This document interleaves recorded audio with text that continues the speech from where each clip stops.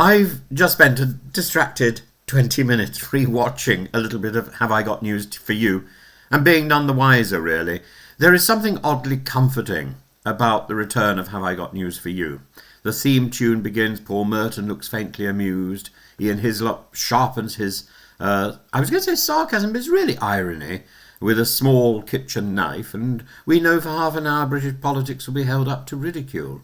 And this week's episode arrived under a small cloud, briefly pulled from iPlayer for an editorial mistake, but its very survival is a kind of triumph. The show has outlived prime ministers, pandemics, and now even its own fact-checking crisis.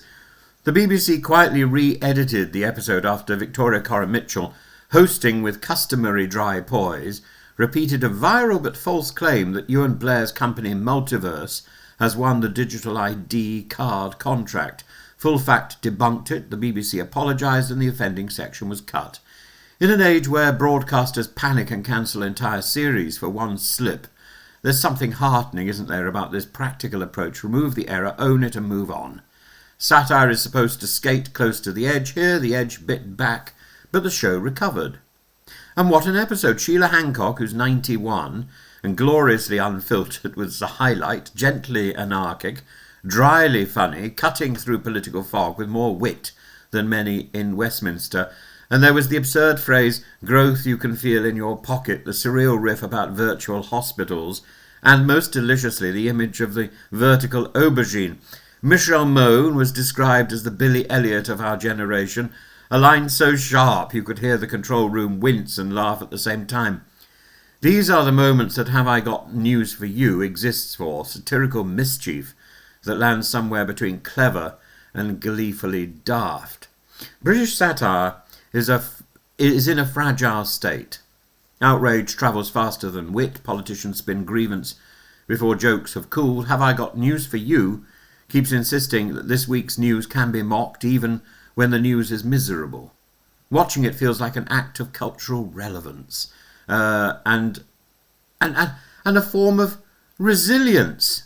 Proof that you can still laugh at power, even when power has become absurd beyond parody, even when power has become dangerous, even when power has become relevant.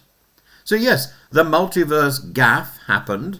The BBC apologised. Victoria Coren-Mitchell handled it with grace. But the greater story is that the show has come back. The show came back. The show recut, but alive. Still anarchic, still capable, still clever, still turning politics into punchlines without losing its edge. In a political week full of solemn faces and self-importance, I think it's joyful to laugh at digital ID fantasies, at marketing speak, at vertical aubergines. Long may it continue, really.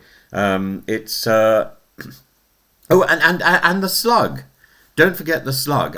Gove actually got two references in this week's episode. I think there was something about Gove not being available, and then later on there was a reference to Slug Slime and to Mr. Gove as well.